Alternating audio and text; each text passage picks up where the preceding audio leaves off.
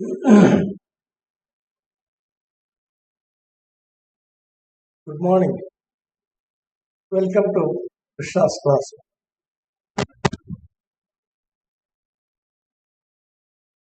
Now, what we take up today is the statement and proof of a very important inequality thing called as inequality. Now, in this context, we recall the following result, namely, in R2 or R3, where things are visible, consider two vectors A and B.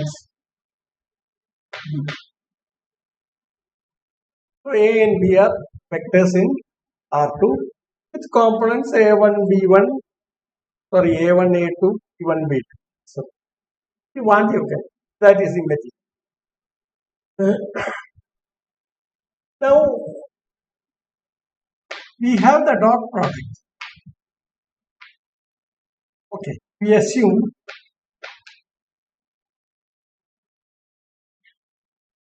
A and B are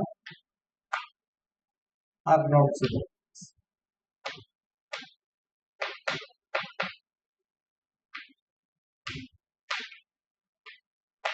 Non-zero.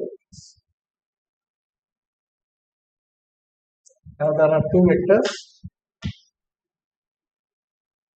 A.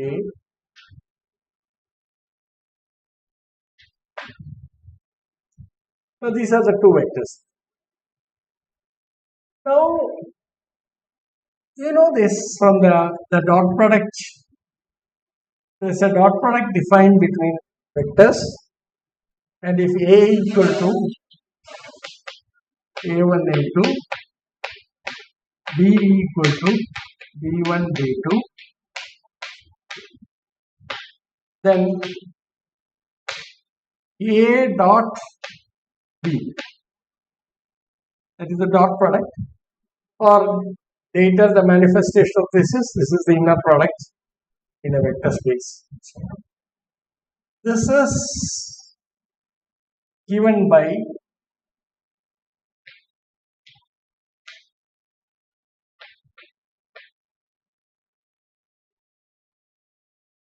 length of A into length of B into cost.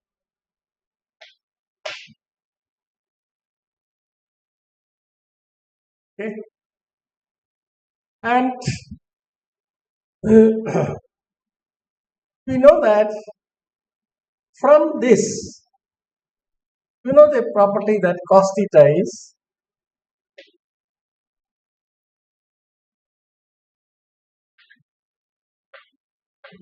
plus 1. Consequently,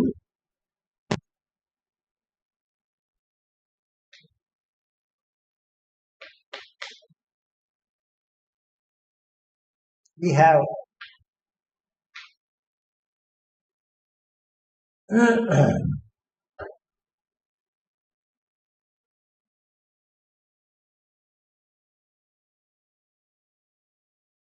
since A and B are not equal to 0, we have got A by length of A dot B by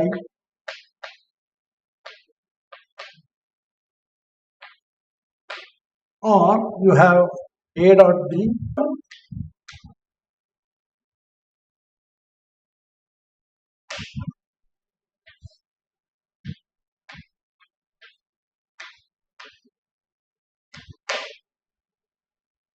this inequality is that.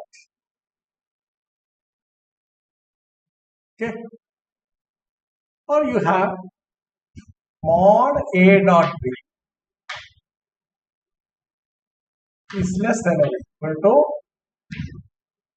length of A to length of Now let me use the following, that is A dot B is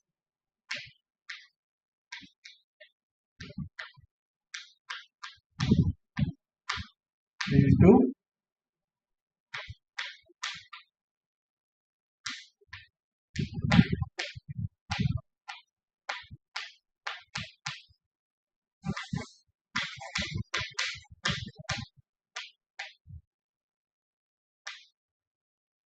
B2 square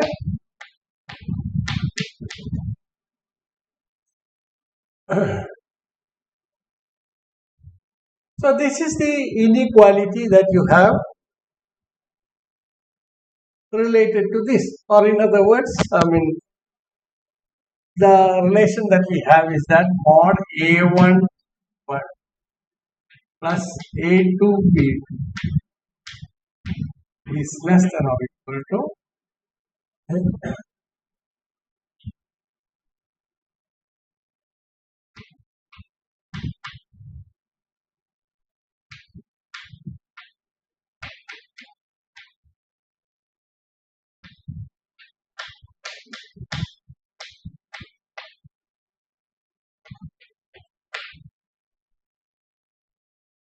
and there are various versions of this, and this eventually becomes, if you take Cn and AB, A, N,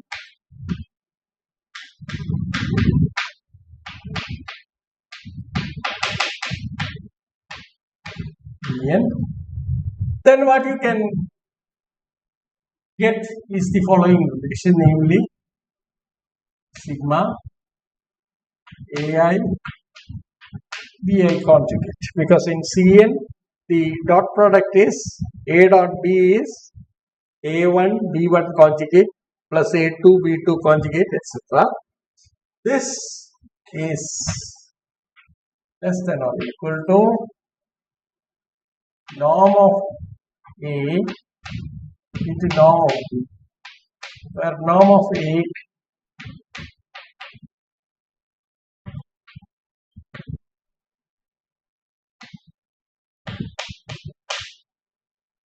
or this is the same as A dot A, okay, so A dot B is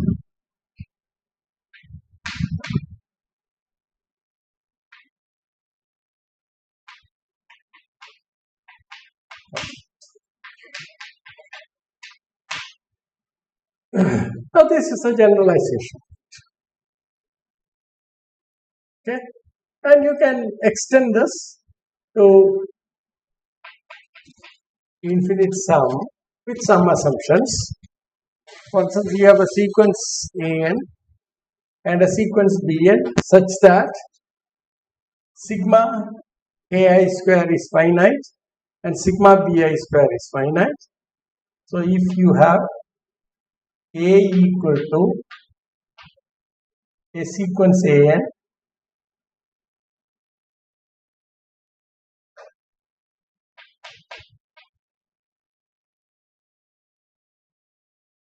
An real or complex,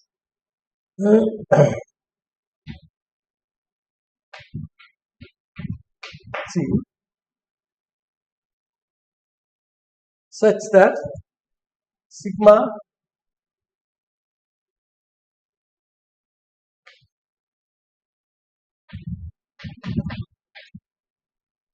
is finite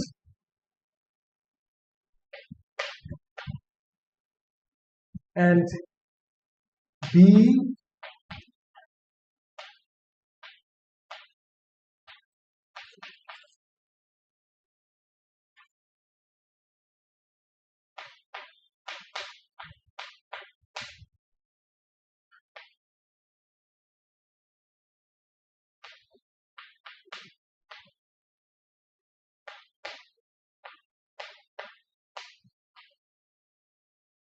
finite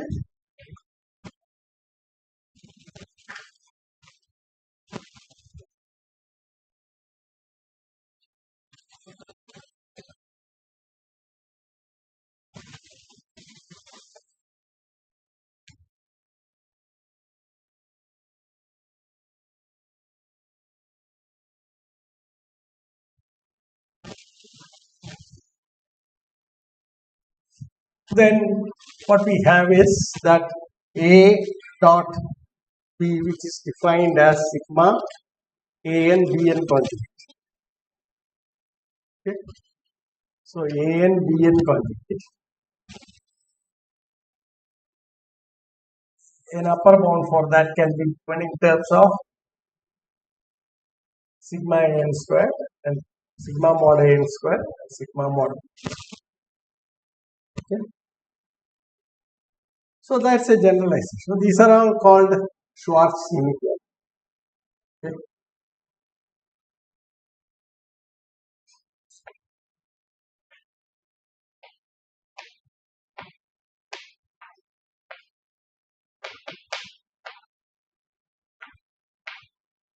Yes, and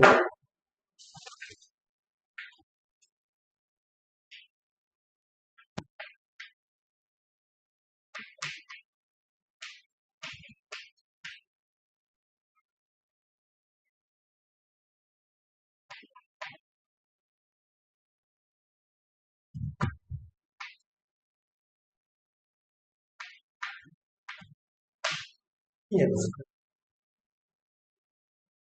Now this is what you call Schwarz inequality in L2. Okay. So this is in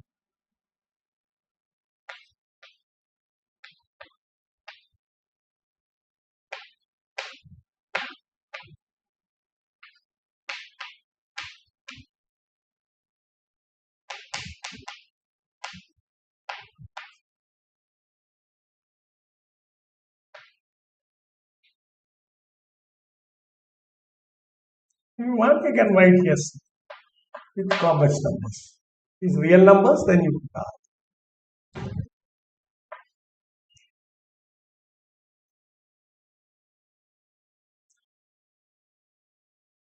This is the direct generalization of this idea. And more generally, if you bring in functions and summation replaced by integrals, then you have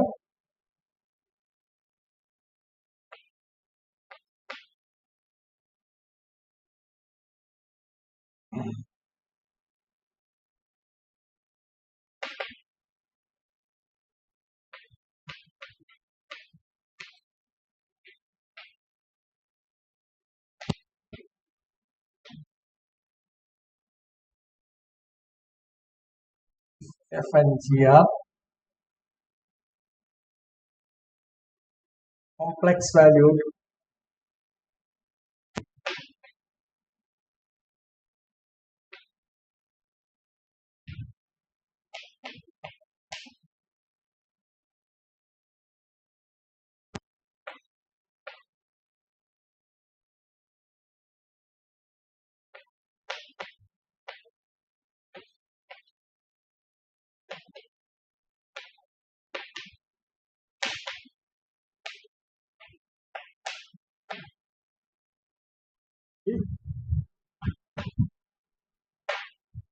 we have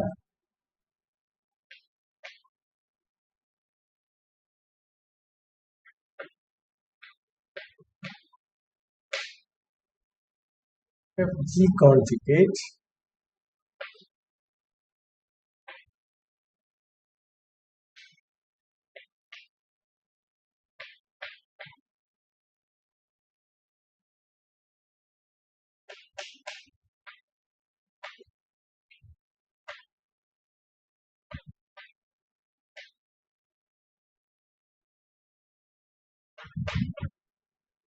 and in fact this can be defined on for functions, measurable functions defined on a measure space, and then you can talk about what are called L2 functions, etc.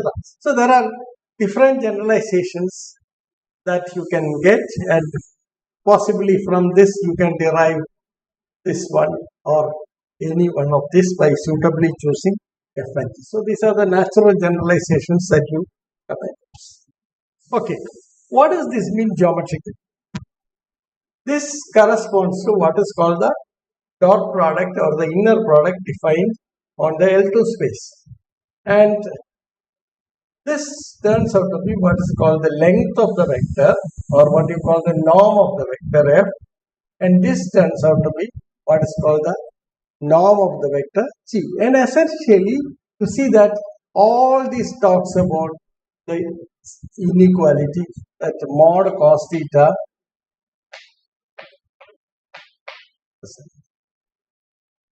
this is the content of this inequality, and these are the various manifestations of this into higher dimensional spaces that we often deal with in functional analysis. Okay. In fact, what are the further generalizations of this? Sorry. What are the further generalizations that we can work on? Yeah. See,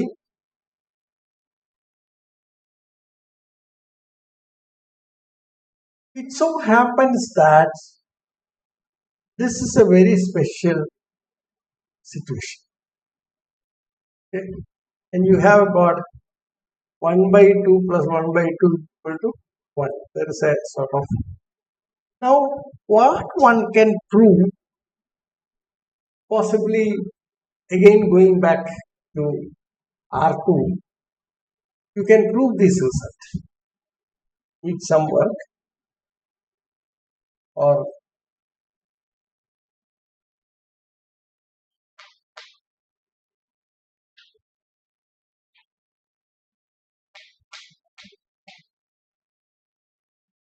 one can prove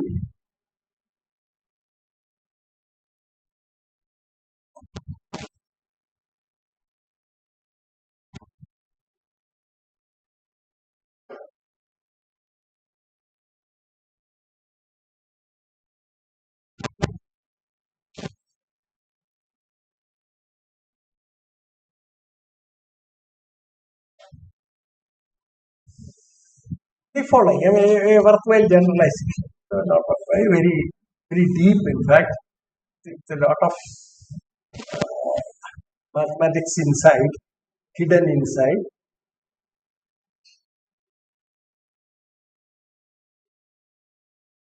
This is something that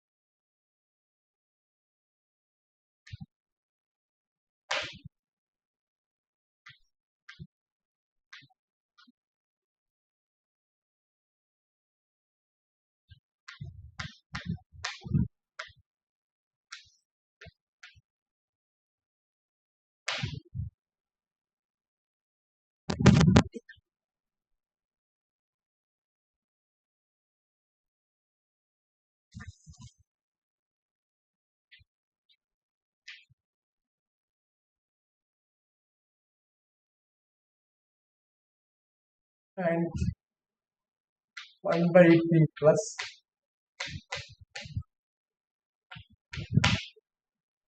so that also means that q lies between 1 and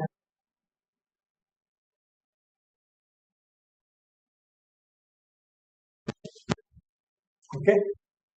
So you get this inequality.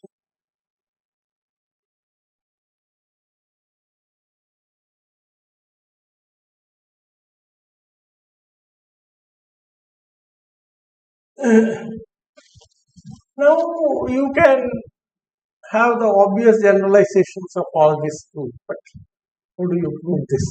Now this is possibly by fiddling around with numbers one can arrive at a inference.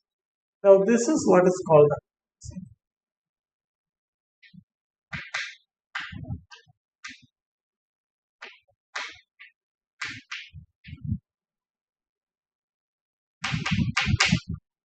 Now this is the important relationship between P and Q,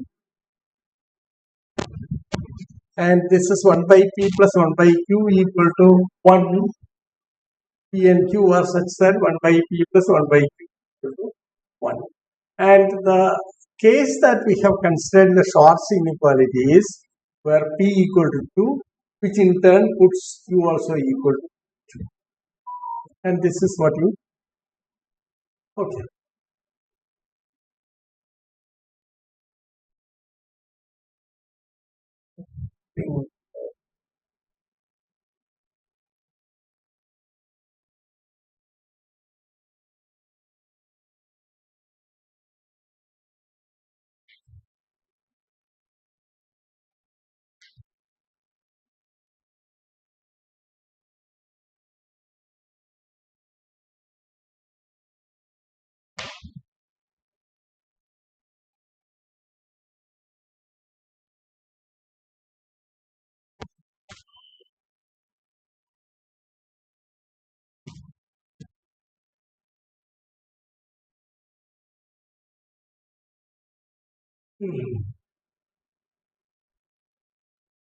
So we arrive at a generalization, a possible generalization of this. Now, so happens that P and Q cannot be arbitrary, but P and Q are related by the relation 1 by P plus 1. Okay. Now this is what we do. So you will have mod I1, mod I2, etc. So that you stay real on all this, and this inequality makes sense. Right? Right. This is called the Holder's equation. So let us now start formally looking at these things.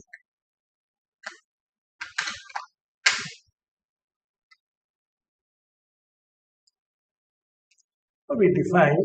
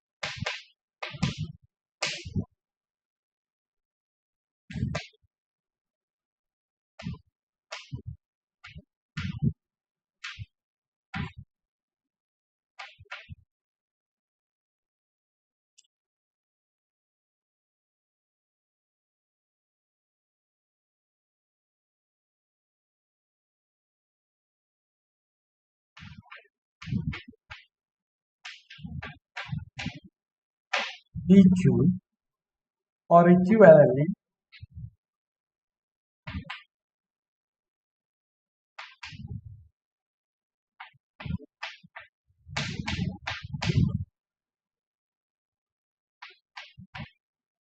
one, then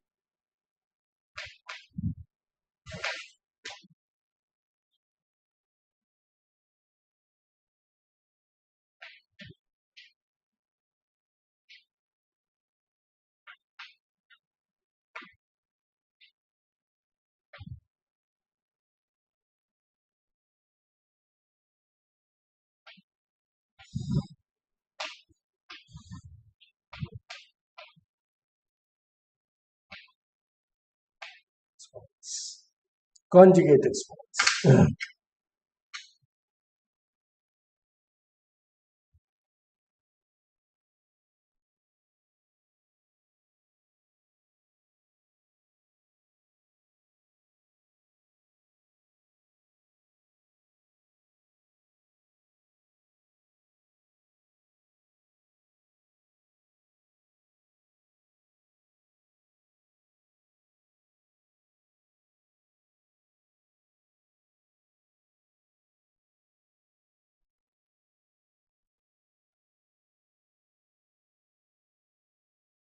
Now the equation 1 implies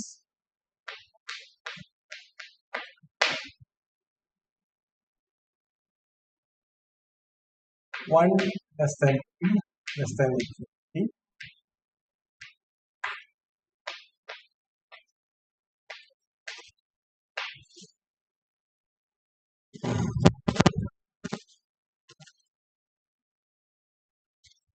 That's quite easy to see. And was an important special case is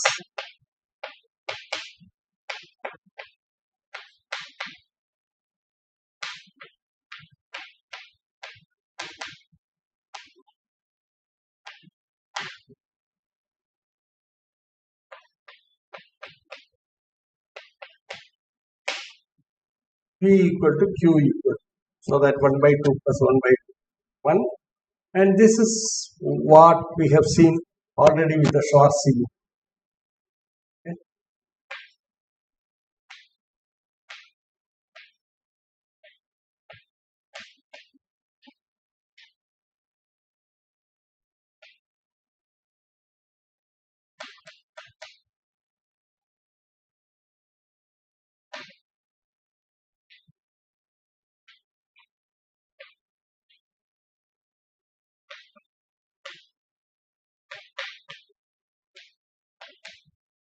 This choice.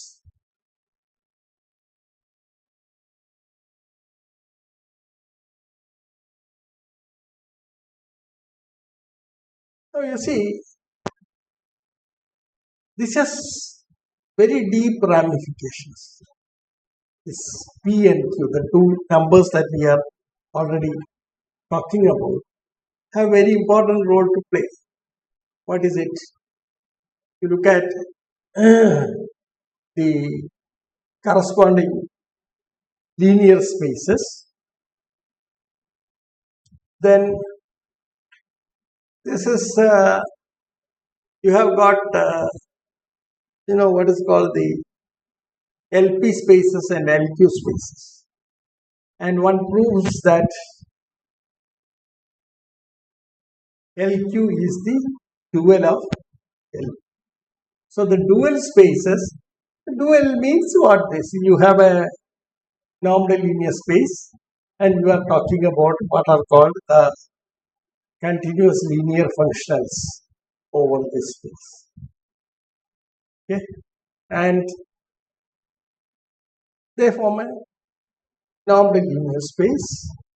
And what exactly is it? How the dual space can be abstractly defined. Okay, but what is it? What is its manifestation in a real actual situation? This is where you come across what is called the, the, the relationship with LP and L. So, for instance, if you start working on LP, then what is the manifestation of its dual space? And the dual space can be identified with what is called the LQ space, where E and Q are related through this particular relation. 1 by Q is 1 by Q equal to 1. This is a very important result. Okay, so it's not that these are just two numbers that are linked, and you have got the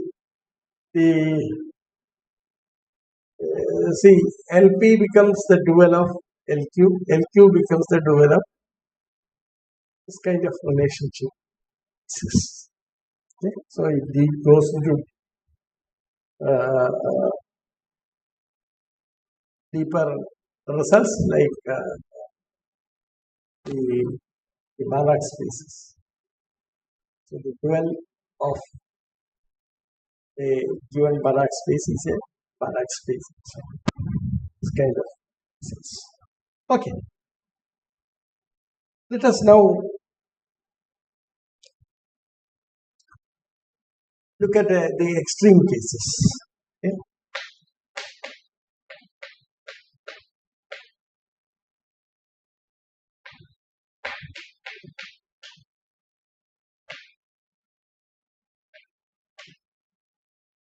infinite.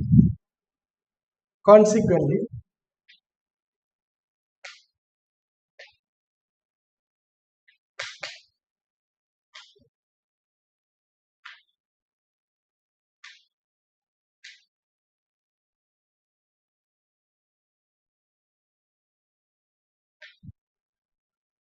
are regarded as a pair of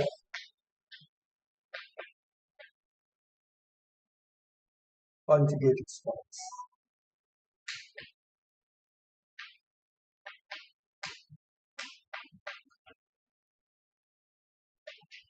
We'll have more opportunities to talk about this and the limiting cases p tends to 1 and tends to and so on. So we shall, for the time being, skip that and then go to the important inequality, namely the fullness.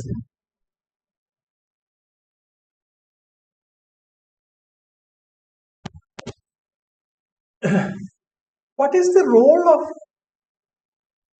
the Schwarz inequality in L2? Now you would have observed that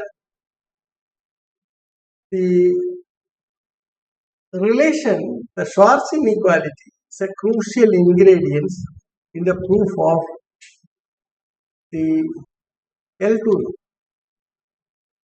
Okay. So Schwarz inequality, it is using Schwarz inequality that you derive the L2. I mean, I'll just put this way.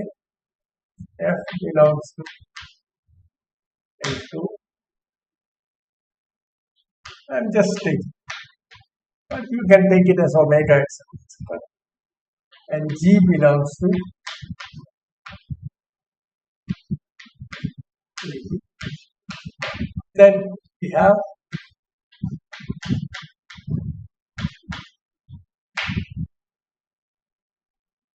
is less than or equal to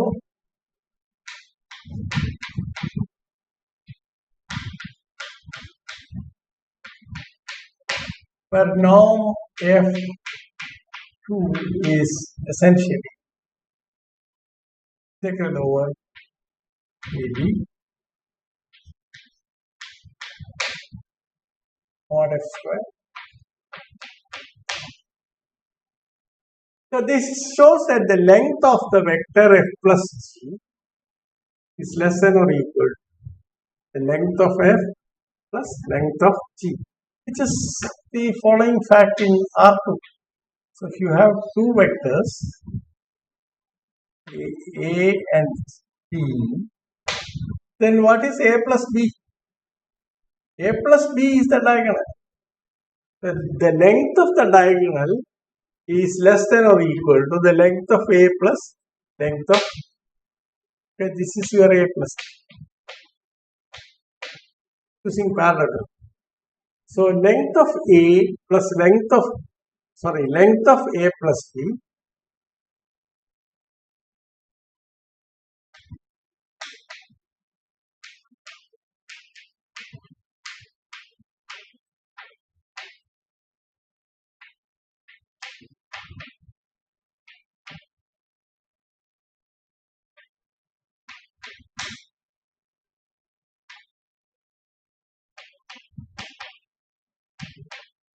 it simply says that the length of the third side of a triangle is less than or equal to the sum of the lengths of the other two sides. Okay, so that's the original result that we are all familiar with. That is the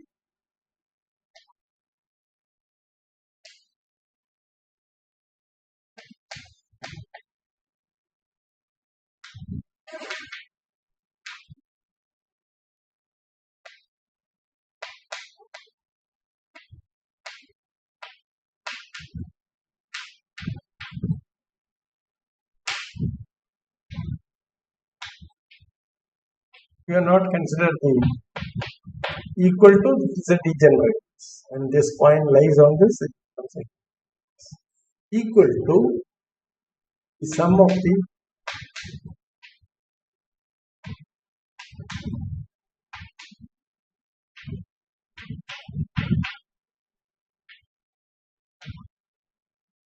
other things. Now this is the original or well-known result from triangles, and that is the one that comes into norm, or what you call the length of it.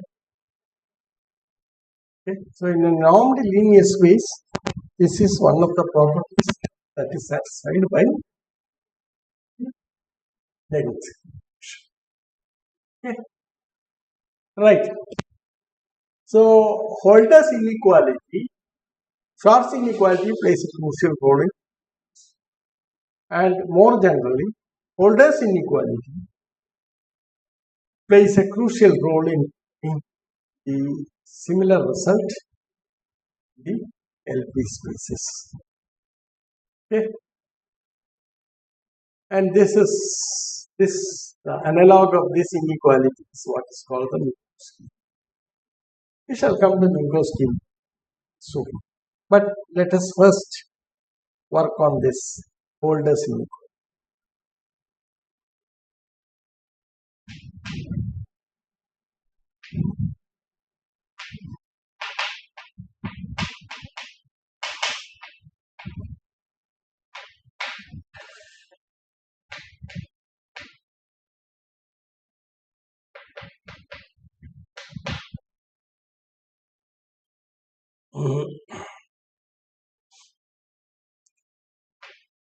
Let P and Q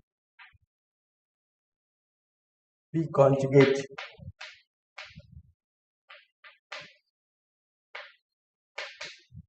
exponents.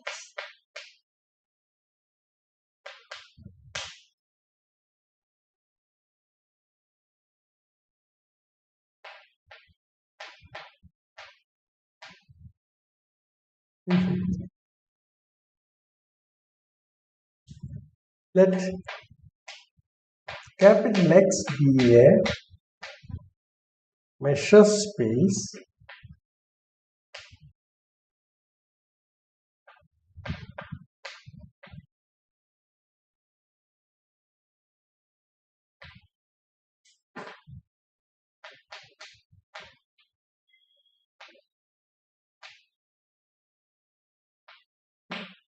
this we have already seen what exactly a measure is.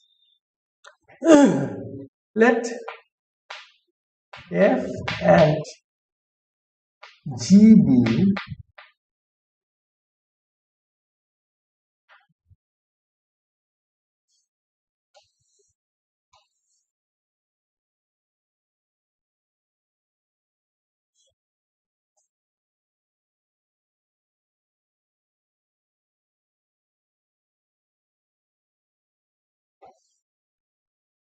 measurable functions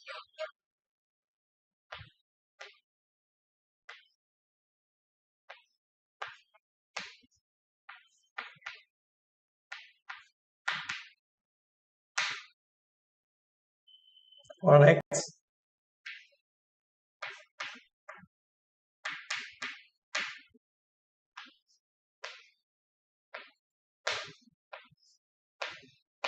that means it's an extended real valued function. We are talking about extended real valued functions. Okay.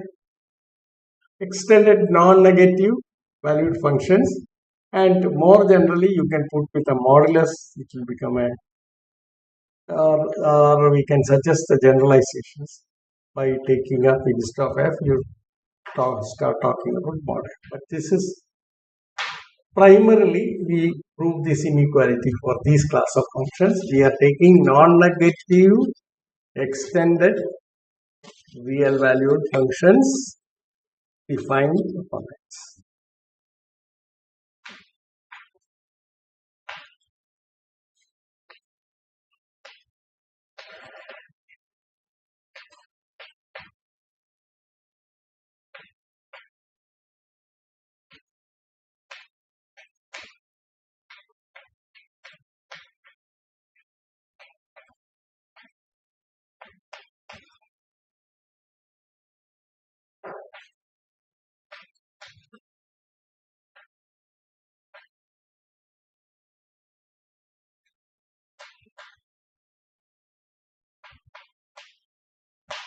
1 by K. Now this is called the Woods.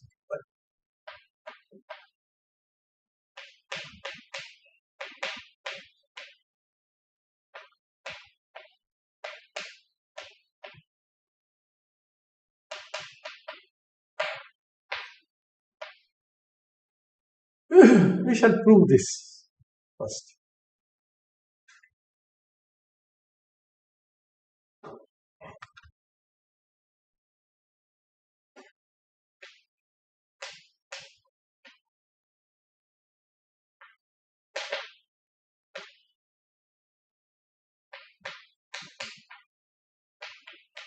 Equal to 2.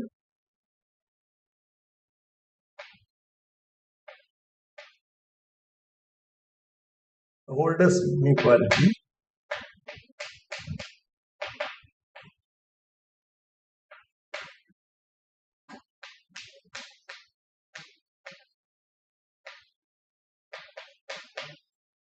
is called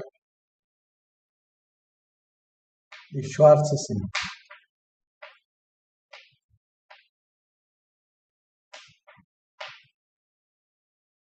inequality.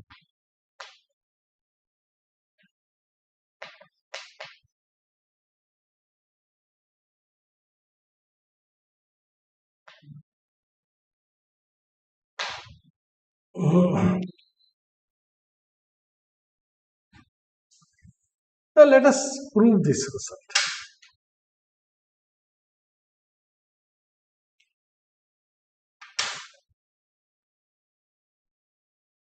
The natural question comes there when you have equality there, because we allow inequality also, not a strict inequality, but could be equal. Now we shall explore this later.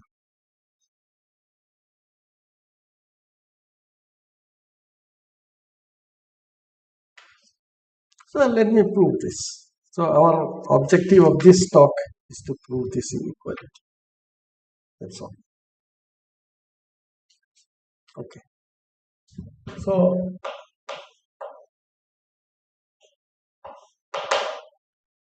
let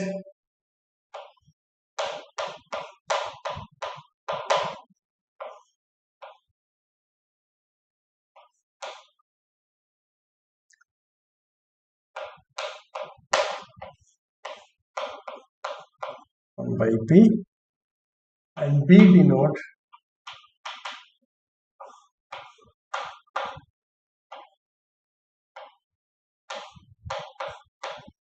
what you have 1 by P plus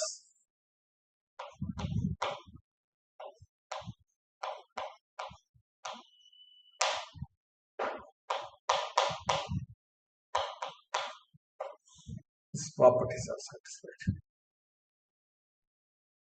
If A equal to 0, then F is equal to 0 almost everywhere. That is clear, because this integral vanishes, and this integral vanishes provided F is 0 almost everywhere. Okay.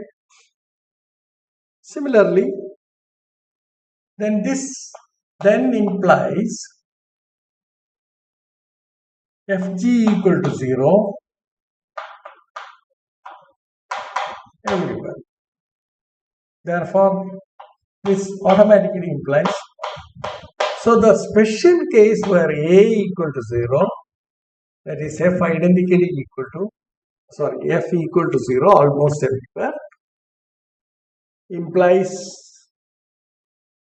the holders inequality. I mean, that needs no proof. It's automatically true. Now let us make the following assumption. If A is positive and B is infinity,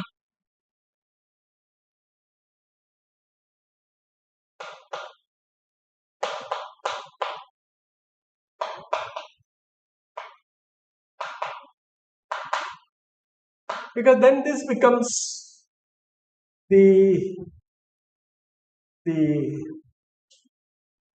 right hand side of the inequality becomes infinity, and thus whatever be the case, it is going to be, this inequality is satisfied. Okay. So we need consider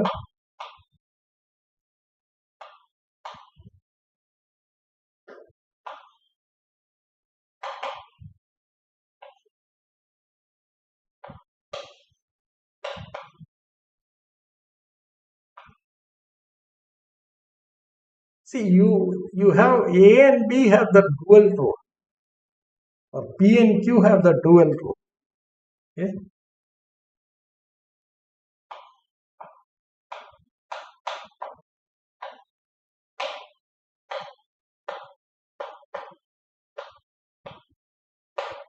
So this is the case. If one of them becomes infinite and the other is positive, things happen.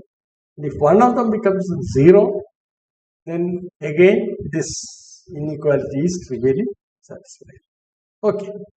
So now we make the assumption that both A and B are not equal to 0. So A lies between 0 and infinity, B lies between 0 and infinity.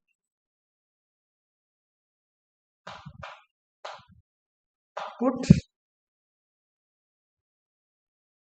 capital F and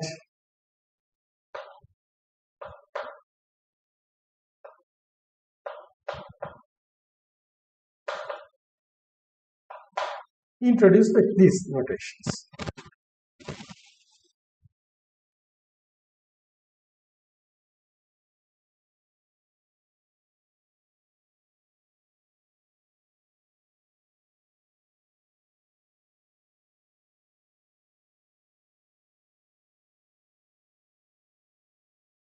So these two we call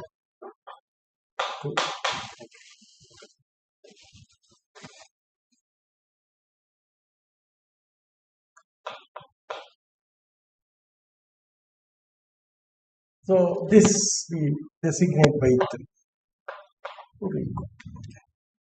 Then we have integral over x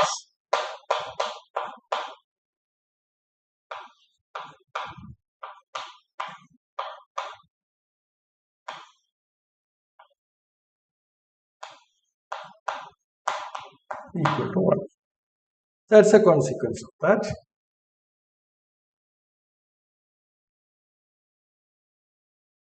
And that is quite easy to prove because f power p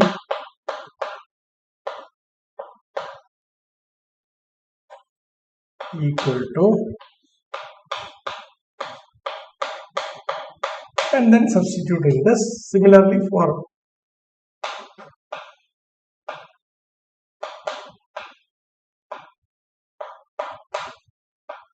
and then substitute in this inequality, then it's easily.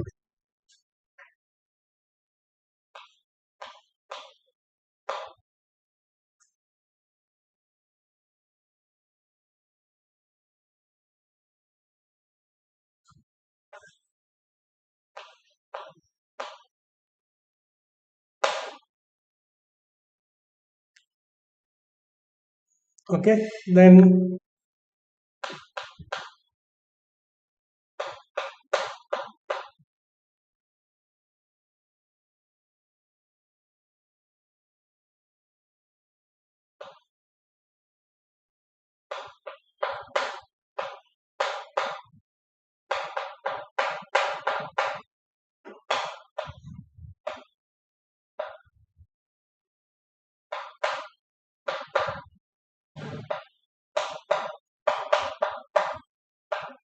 b to the power q,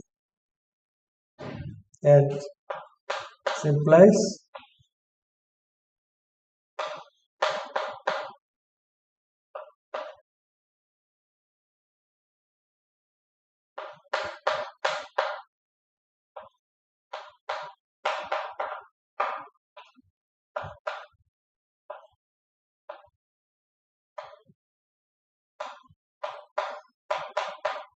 equal to 1.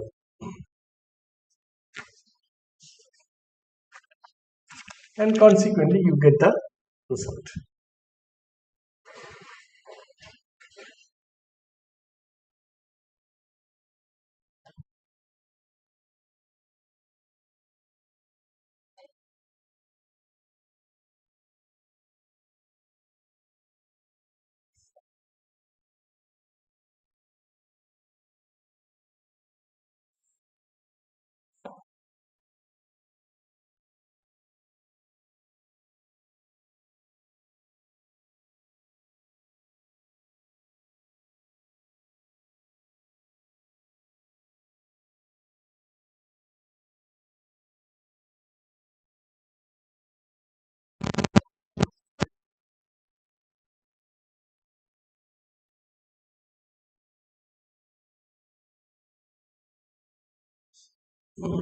Now for x belonging to x,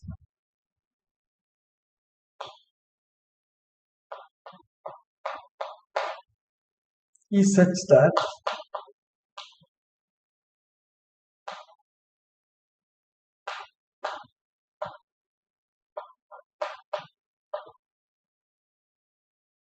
less than infinity and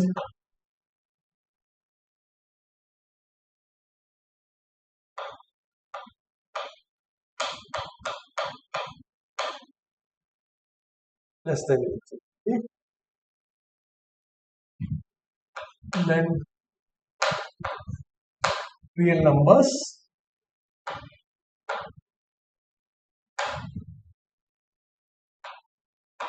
and t, s and t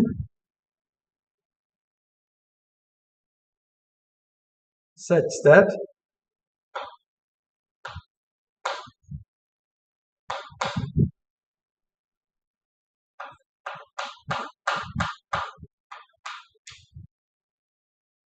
exponential of s by p and gx exponential of p by p. Because these are numbers that lie between 0 and infinity, therefore you can get these results. So this is called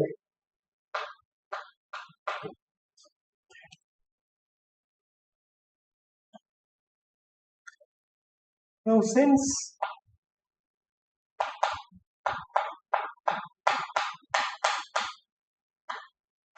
is equal to 1, the convexity of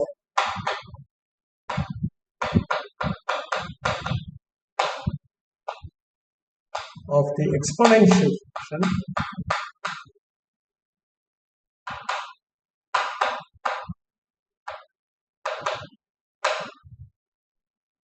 implies e to the power s by p plus t by q is less than or equal to 1 by p e to the power s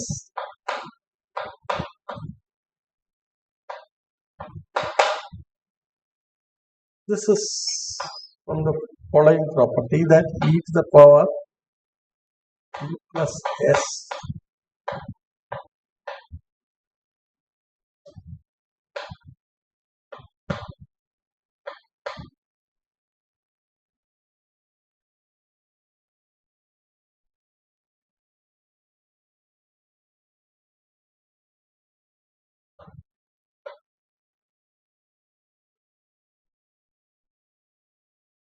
this is a convexity. Convexity says that f of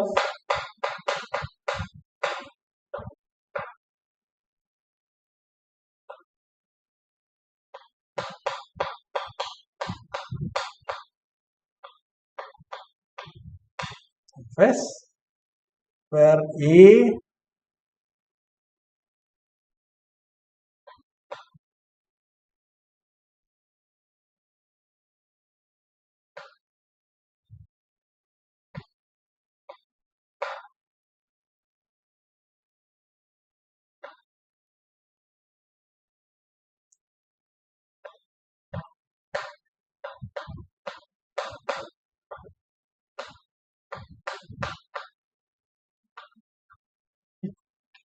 This property we are making use of.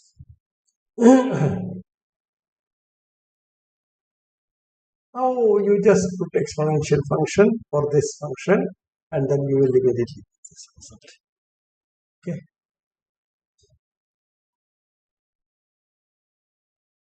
This is the one. 1 by p plus 1 by q equal to 1 and f of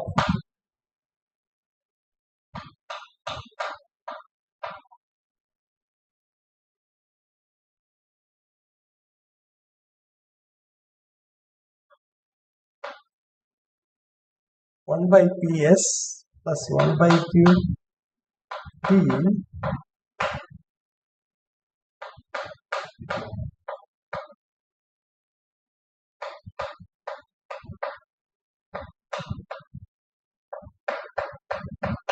now this is the inequality.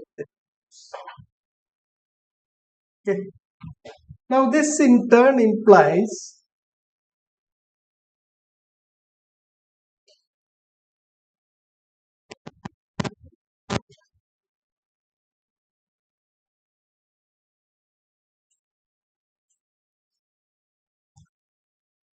the following.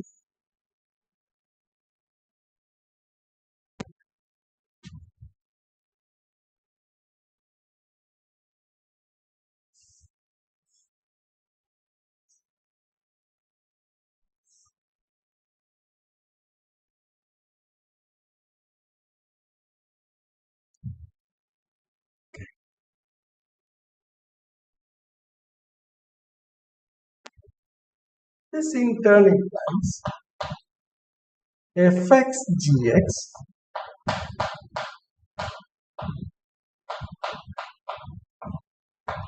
less than or equal to P inverse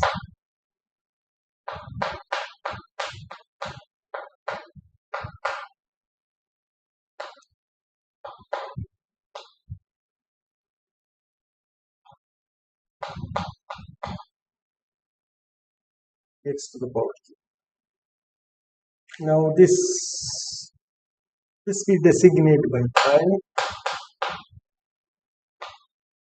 6.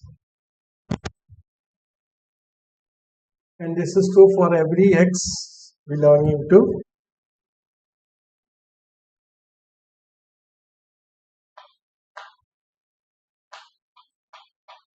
almost everywhere. I mean, almost everywhere. Almost everywhere on x.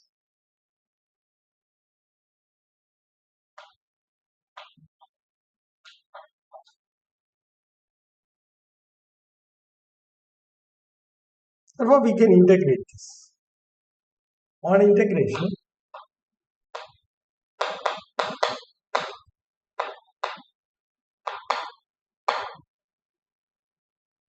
of either side of the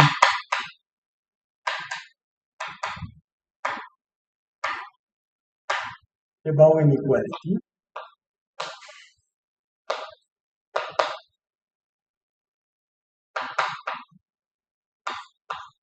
six, we have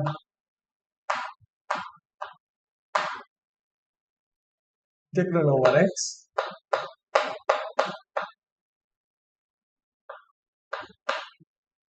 is less than or equal to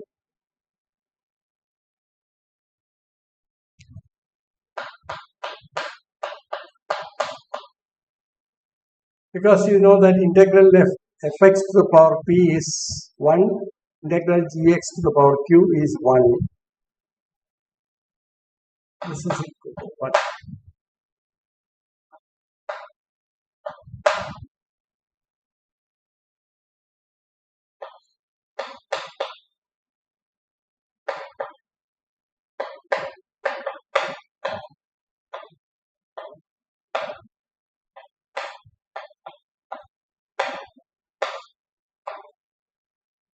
That comes from the definition of capital F, capital G.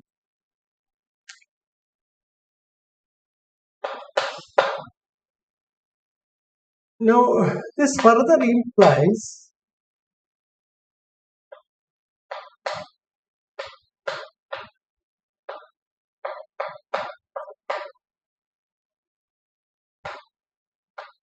less than 1.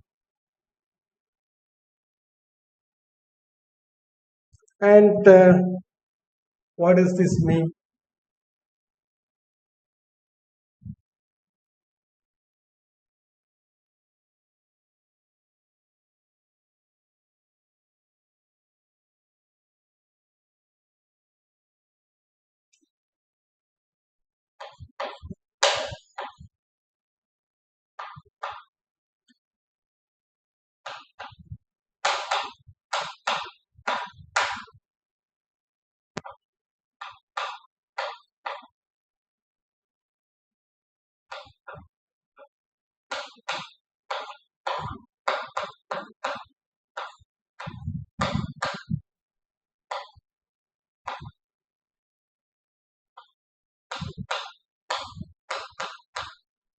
That is a proof of the Holder's law. Okay. So that completes the proof of the Holder's law. It's quite a simple proof,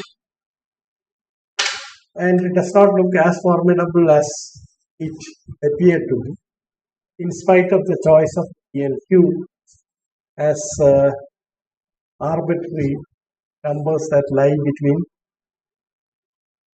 1 and infinity, with the 1 by p plus 1 by. Okay, so we shall conclude today's lecture at this level, and then later we shall consider the special case or the situation where equality prevails in this inequality.